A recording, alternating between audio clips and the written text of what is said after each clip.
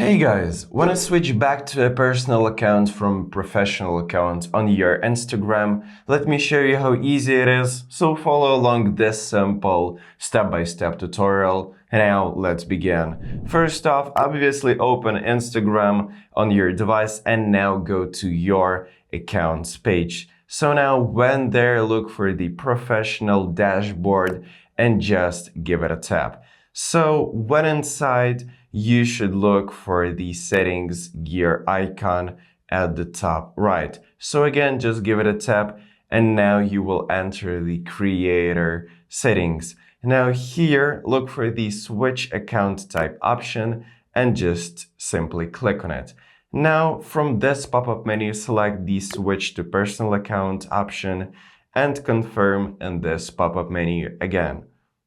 After completing these steps, you will be taken back to your page, and as you can see that the professional dashboard is gone, which means that you have switched back to a personal account. Now this is pretty much it, guys. Thank you for watching and subscribe for more tips.